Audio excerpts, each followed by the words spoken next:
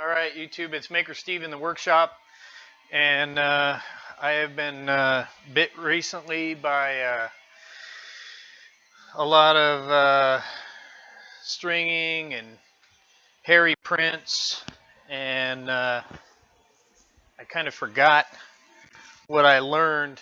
That was the print I woke up to this morning. And I was kind of having the same problem on a couple of my other printers. I've got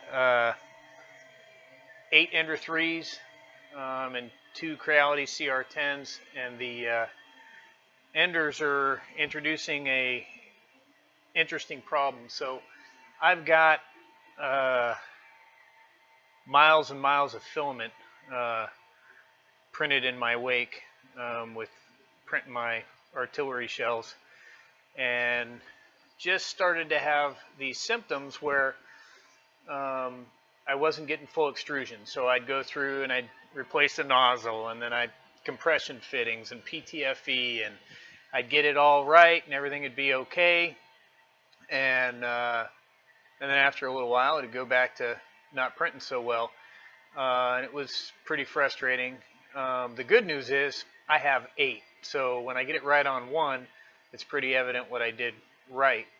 But in looking at the filament holes on the levers on the extruder, that's what an ideal one looks like. It's got a nice clean hole, and what I've got on 4 of my printers so far is these grooves, and the filament will go in there, and then after a while it'll ride up and get caught, and it causes friction, and it causes filament not to be extruded properly. And you know, in both cases here, it's actually cutting that lever all the way out.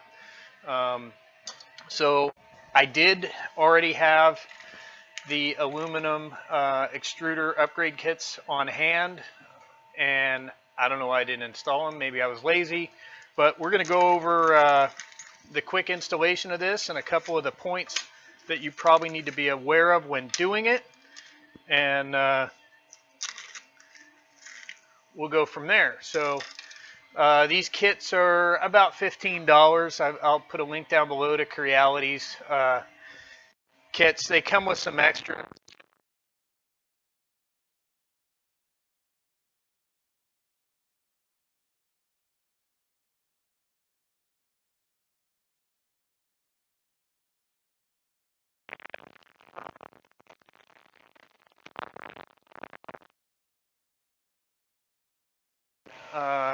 See what we get, and with the 2 that I did in the last couple days, I've got nothing but wins. So it just takes the Allen wrenches that come with your printer. So we'll take the spool off. I've already heated up the hot end and removed the filament. So we'll back out this first lever, and of course these like to, the round end of these Chinese Allen wrenches like to strip out, so keep an eye on that. I've got 12 kits worth here in the shop, so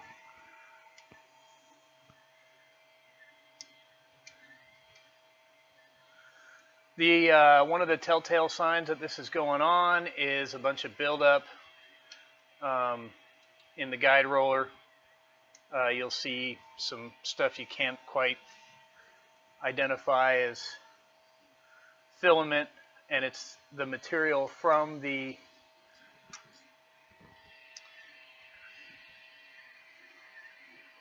actual guide hole wearing out. So the 2 to the right here, same problem. I can see it growing. They're all getting cut. This one isn't as far as long as these other 2, but I mean, it's been printing beautifully, and then all of a sudden it's stop printing so well. So we'll swap it out. I keep these compression fittings about hand tight because sometimes it's easier to load. A thing to note, when you back these screws out, you're going to need to catch your motor because it's going to want to fall. So there's 2 screws that hold this top plastic bracket on that are kind of standard, and then there's one that is inset back here, and you're just going to want to support your motor, back that screw out. And I will upgrade, or I will add this to my bare bones upgrade, because here is a bunch of buildup around the motor. The grub screw is, or the M2 gear is kind of full and nasty, so we'll replace that with the one that came with the kit. Noting that they're identical in size, so they should pretty much go to the same spot down the gear shaft. So you loosen these 2 grub screws, you slide that off. We'll get a bit of canned air here.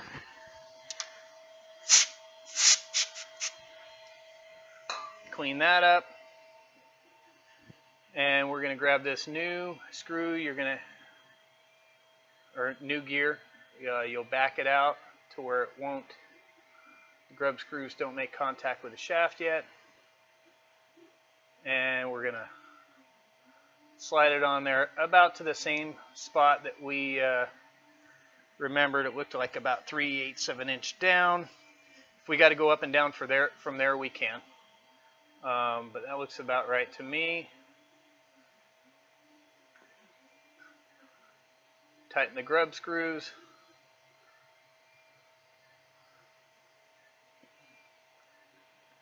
And then we'll use the squared off end, not the rounded end, to actually do the tightening. This is pretty frustrating to have so many printers have the exact same problem. I just can't imagine that Creality doesn't know that this is a thing, but here we are. So clean off our plate there, slide that around like so. We'll find the screw, and you can reuse the screws if you want, or use new ones from the kit. Most of this stuff is interchangeable.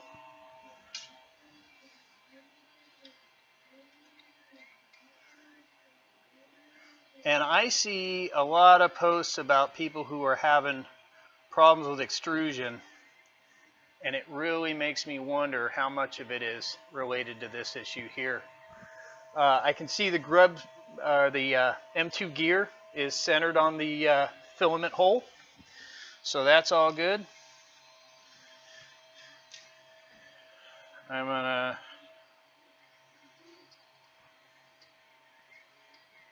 line the motor up and see if I can get it to start.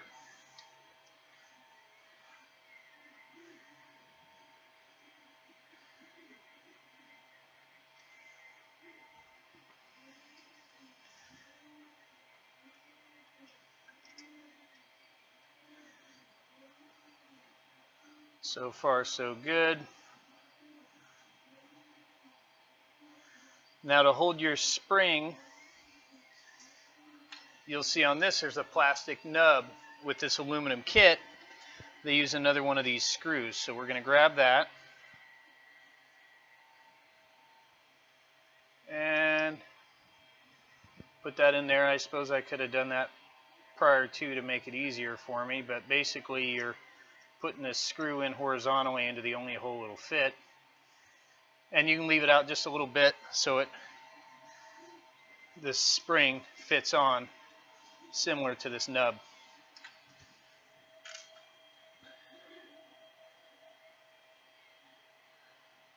Now the catch is there's a washer, and I have poached parts out of this kit. So let me get a washer and I will be right back. So sometimes the obvious doesn't appear to me, but I've got several of these washers sitting right here. And this is a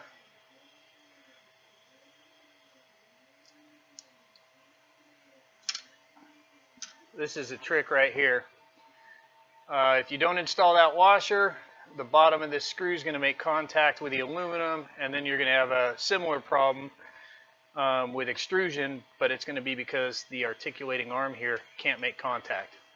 So I've basically stolen that off the part because I used the washer someplace else.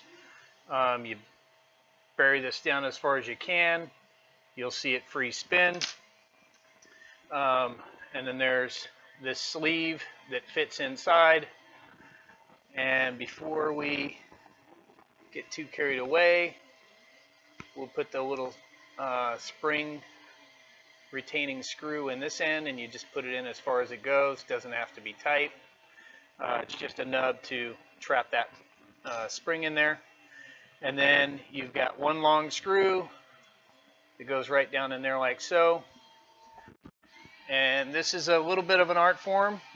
You've got to get the screw to go in and start, and also get the spring to go. It's a little bit of a challenge, but if you're patient, you can work through it. Grab the right Allen wrench, and if everything works well with a little bit of a pinch, you'll get that screw to start going in. And because of the sleeve, you just put it in as far as it goes.